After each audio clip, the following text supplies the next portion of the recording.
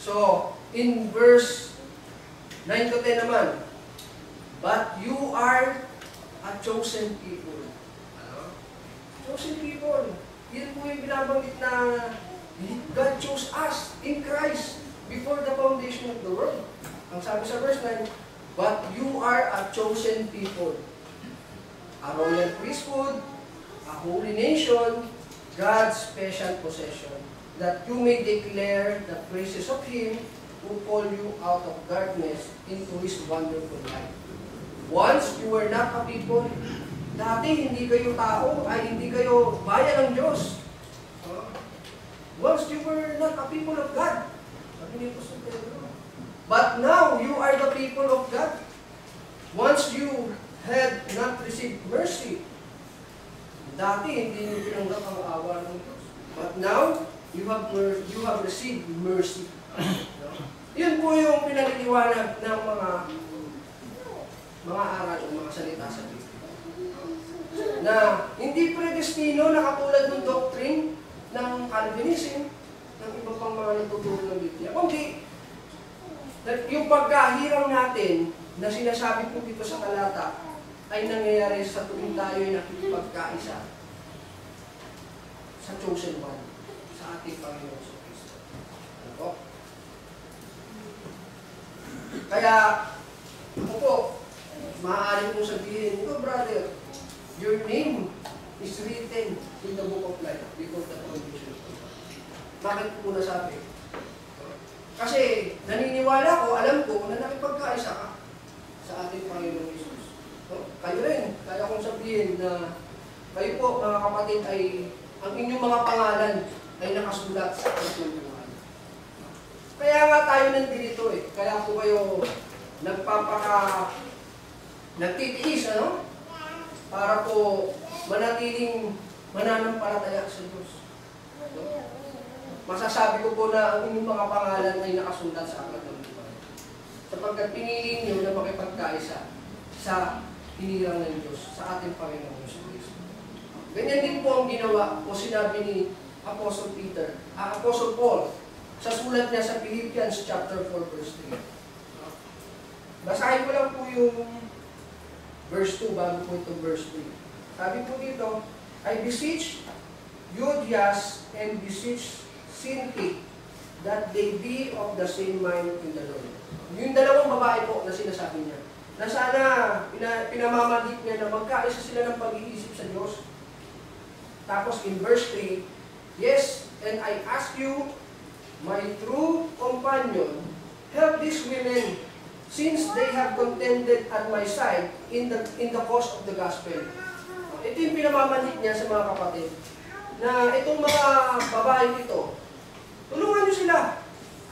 Dahil kasama ko ito para sa Ebanghelyo, sa pagtuturo ng Ebanghelyo. Along with Clement and the rest of my co-workers, whose names are in the book of life. Tingnan niyo sinabi niya. Tulungan niyo ito mga babae nito, yung mga kapatid na nakasama ko sa Ebanghelyo. Dahil ang kanilang mga pangalan ay nakasulat sa aklat ng buhay. Kasi itong mga tao ito, tumulong para sa Ebanghelyo. Kasama ko sila. Nakipagkaisa sila sa ating Panginoong Jesus. Whose names are written in the book of life. Ganon din po ang aking expression sa inyong mga kapatid. Na ang inyong mga pangalan ay nakasulat sa aklat ng buhay. God's predestination effects by means of having faith, repentance, baptism, and perseverance until end. Kaya po, binigyan kong emphasis yung nasa verse 3 ng section. Ephesians chapter 1. In Christ, the sphere union, where every saving blessing is found. Sa ating Panginoong Kristo natin matatagpuan yung spiritual blessings. Kaya tayo nakikipagkaisa sa Kanya at nakikibahagi tayo doon sa pagkahirang niya.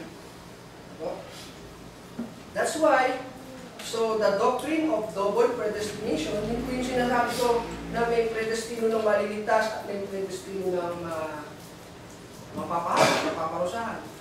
So the doctrine of double predestination holds that God has preordained some of eternal life and others for eternal death, a concept articulated by John Calvin and traced to earlier theologians like Augustine. Is not true. Hindi po totoo yan. Ano naman po ang logic na gagawa ang Diyos ng mga nilikha ng Diyos ang mga tao para siguradong mapapahamak? Anong logic behind that? Anong klaseng Diyos naman ang lumikha ng tao para siguradong mapapahamak? No? And remember, dun sa binasa natin sa Revelations, doon sa mga taong hindi nakasulat yung kanilang mga pangalan bago pa malitatag sa libutan, hindi Diyos ang may kagagawan. Bakit? Ano pong nabasa natin doon? They worship the beast. Imbis na ang Diyos na tunay, ang kanilang sinamba, yung beast o yung hari. That's why their names are not written in the book of life before the creation. Hindi gusto ng Diyos na lahat ng tao mapahamak kung may mapahamak na tao na kanyang nilalang.